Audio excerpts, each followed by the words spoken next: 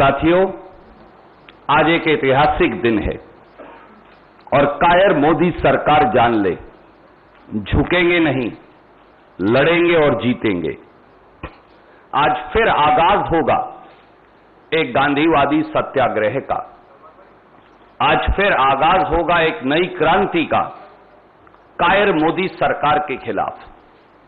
आज फिर आगाज होगा एक नए बलबले का प्रजातंत्र को रोंदने वाली भाजपा के खिलाफ। आज फिर आगाज होगा साहस और संयम का, संविधान का दमन करने वाली ताकतों के खिलाफ। आज फिर आगाज होगा निडर और बेखौफ होगा गुलामी की पहचान बनी मोदी सरकार की दमनकारी नीतियों के खिलाफ। आज फिर गांधीवादी रणघोष होगा। कायर मोदी सरकार सत्य की आवाज के खिलाफ डर गई है। मोदी सरकार और उसके पिट्ठू इलेक्शन मैनेजमेंट डिपार्टमेंट ईडी ने सत्य को ललकारा है। सत्य को आवरण की जरूरत नहीं, न उसे दबाया जा सकता, न झुकाया जा सकता।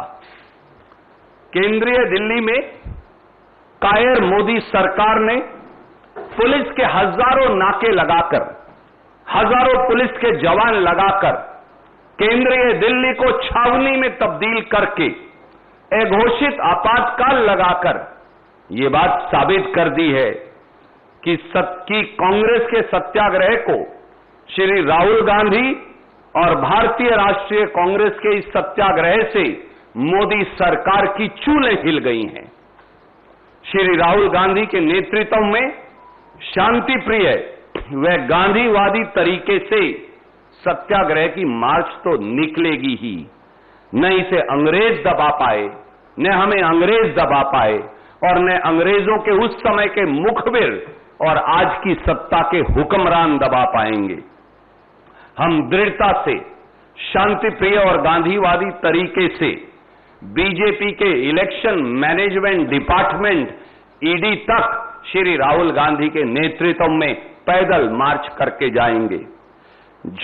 उनकी झूठ की अदालत में सत्य की बिसात पर आधारित हर सवाल का जवाब देंगे। यही हमारा संकल्प है और यही गांधी का रास्ता। भारतीय राष्ट्रीय कांग्रेस को झुकाने के लिए, हमारे नेतृत्व को झुकाने के लिए 8 साल से मोदी सरकार ने एड़ी चोटी का जोर लगा रखा है। लेकिन श्री राहुल गांधी और कांग्रेस का हर कार्यकर्ता, हर नेता देश के साधारण व्यक्ति, देश के वंचित, देश के शोषित, देश के गरीब, देश के दलित, उनकी आवाज उठाने के अपने कर्तव्य पर अडिग है और अडिग रहेंगे। हम लोकतंत्र के सिपाही हैं और संविधान के रखवाले हैं। मैं फिर दोहराता हूं, हम लोकतंत्र के सिपाही हैं और संविधान के रखवाले हैं। हम ना डरेंगे, ना दबेंगे, ना झुकेंगे, केवल चलते जाएंगे जब तक जीत हासिल ना हो जाए और हर भाजपाई हथकंडे को विफल कर दम लेंगे। भारतीय राष्ट्रीय कांग्रेस 136 साल से इस देश के हर व्यक्ति की आवाज है। हम उस गांधी के वंशज हैं जिन्होंने निहत्थे रहकर देश की जनता की ताकत के बल पर तानाशाही ताकत को, अंग्रेज की ताकत को हिंदुस्तान छोड़कर भाग जाने को विवश कर दिया था। हम उस पंडित नेहरू की वैचारिक सोच हैं जिन्होंने देश की आजादी के आंदोलन में 10 साल कारावास में बिताए और राष्ट्र निर्माण का संकल्प पूरा करके दिखाया। हम उस सरदार पटेल के उत्तराधिकारी हैं जिन्होंने आजाद भारत को पंडित नेहरू के साथ कंधे से कंधा मिलाकर एक सूत्र में पिरोया।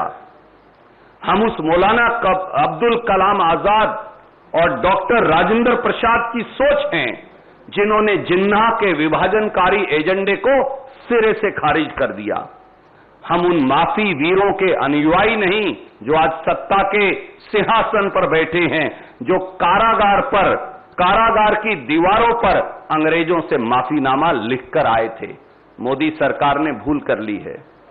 नेशनल हेरल्ड अखबार जिसके सहारे मोदी जी आप कांग्रेस के नेतृत्व को झुकाना चाहते हैं, डराना चाहते हैं, यह उसी भारत के स्वतंत्रता संग्राम की साल 1937 में स्थापित पहचान है और आवाज भी।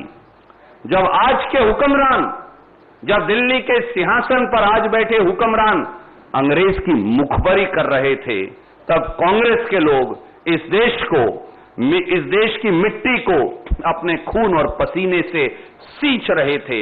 उन स्वतंत्रता सेनानियों की आवाज है नेशनल हेराल्ड, इसे दबाया नहीं जा सकता।